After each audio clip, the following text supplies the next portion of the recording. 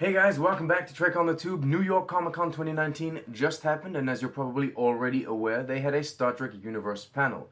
There was no Lower Decks, and I am strongly disappointed, to say the least, but they did bring two full-length trailers, one for Star Trek Discovery Season 3, one for Star Trek Picard Season 1, so I guess I can forgive them. They also dropped a few tidbits of related information, and we will talk about all of this in this video. Brace yourselves, there's quite a bit to talk about. Before we begin though, let me mention two things. First of all, in this video I will talk about both trailers, but I won't go too crazy with the speculation and the theories and details. The second thing is Nigel Maguire and Patrick Christensen. No, they are not new cast members for an upcoming show. They are much more than that. They are this channel's first ever two patrons, and I cannot thank them enough. Thanks to you two and others that will follow, this channel and its content will only get better. I'm eternally grateful. May the light of a million stars shine upon your souls for years to come. Alright, Star Trek Discovery Season 3. To be quite honest, I'm not at all excited about this. I will watch it because it is Star Trek, but the slight hype I had about this season being a complete departure from the previous two has now been thrown to the ground vigorously. I thought changing it up would enable the show to transition into more of an exploratory theme, but nope, for the third season in a row, we're going to have to save the galaxy. Burnham has to save the galaxy, she's our only hope. Now, from what the trailer tells us, Burnham and the rest of the crew on board the Discovery have been separated for quite a while now, a year, I think, and this future they've gone to, this 930 years into the future, is not looking bright at all, judging by the missing star on the Federation flag. Books comment about how Burnham believes in ghosts because she's wearing a Starfleet badge, and this guy, who's been waiting around for someone to help him, the United Federation of Planets that we know, is now in disarray, if not completely dismantled. As I said, this season will seemingly focus on the Discovery crew's mission to restore the Federation to its former glory and remind the people of the future of these former values and ideals it once embraced. During the panel, Kurtzman did say that Discovery will be a beacon of hope to the far future, and they did also mention that the show will now remain where it is in the timeline, so they have no plans on taking it back to where it came from. Which brings up the question, when will the Section 31 show take place? Will Georgiou go back to the past alone to meet up with Tyler? Or will it take place in the future? Will Tyler come to the future? I don't know. Also, a fan asked about a possible connection between this season and the Short Treks episode Calypso, but nothing is confirmed. Kurtzman simply replied, maybe. Just as a side note, this whole Star Trek Discovery Season 3 plot kind of reminds me of what Bryan Singer pitched back in 2005. He wanted to make a show that took place in the year 3000 called Star Trek Federation, and it would document, well not document, it would be about the downfall and rebirth of the Federation in the future.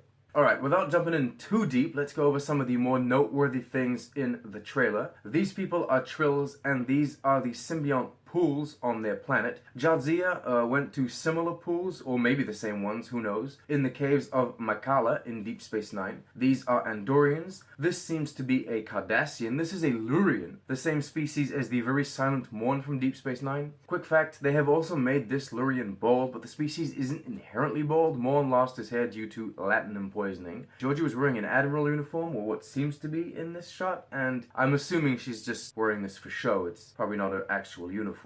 Anyway, we got some promotional pictures that I'm throwing up on screen now while I address a small issue regarding the Andorians that we see. They look exactly like the ones in the first two seasons of Discovery, and although I don't mind the new design in itself, I would really like the people behind the show to not use them alone, but rather use them alongside older Andorian designs, say from Enterprise. I prefer the idea of adding to the Star Trek story rather than replacing or rewriting it. Having different styles of Andorians side by side would indicate and promote diversity, whereas having just the new version kind of feels like they're disregarding what came before. This applies to the Trills as well, by the way. When we were introduced to the species in The Next Generation, they looked like this. Deep Space Nine then changed them. Being in the modern era of television, we could use our skillful makeup artists to feature both versions on screen, if not even a mix between the two as well. They could simply just be different Trill ethnicities.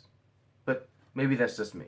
The panel also brought us the full Short Treks Season 2 schedule, it is valid for the US and Canada. For people watching Discovery on Netflix internationally, I'm assuming they're going to proceed like last time and release all the short treks under the Trailers and More section of Discovery once the last episode is out in the US, which will be on January 9th. So patience, my friends. They're on their way. Children of Mars is most likely the Picard tie-in. I'm really interested in that one. My review of the first episode is also on its way, so stay tuned for that. Finally, for those that are still rooting for this, the Captain Pike series is not confirmed, but still not outright denied by Kurtzman, so we'll just have to wait and see.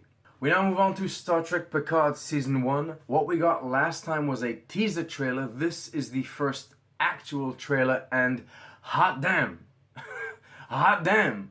I'm pumped. I'm so excited for this. I'm freaking out. The new footage doesn't reveal that much more about the story though, and you can be sure that this is entirely done on purpose. The production team behind the show clearly wants everyone to be surprised and discover the story when it comes out, which I entirely understand and appreciate. The show is slated to be released on January 23rd or 24th of 2020, depending on which country and which platform we're talking about. CBS All Access, Space, Crave TV, Amazon Prime. It's earlier than I expected. I was betting on a late February release, but that's because I thought the short treks would be evenly spaced out, and they are clearly not. I mean, there's even 2 coming out the same day in December. I'm assuming it's the animated ones. Bringing it back to Picard, as I just mentioned, the trailer doesn't give us much more information than the teaser did. Picard is retired and having bad dreams about past events. This attack, for example, of which we know virtually nothing about. It could be related to the rescue armada that's been mentioned. Then again, it could be something else entirely. It's really anyone's guess at this point. He's also dreaming about Data, painting, which is something that Data did quite often in The Next Generation. What's fantastic here is both characters are wearing the Next Generation uniforms. I'm loving the amount of connective tissue there is between these two shows. It's just awesome. Even if I'm not completely sold on Data's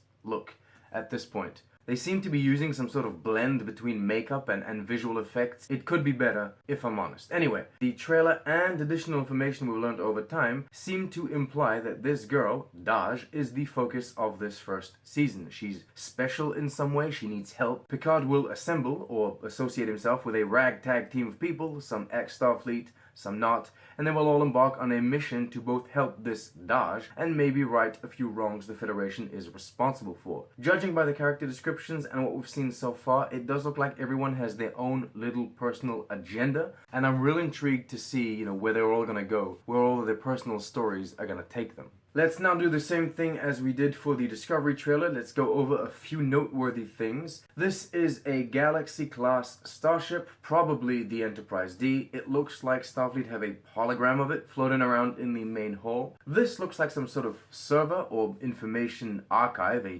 database of sorts. These guys are androids? Could that be possible? Or, I don't know.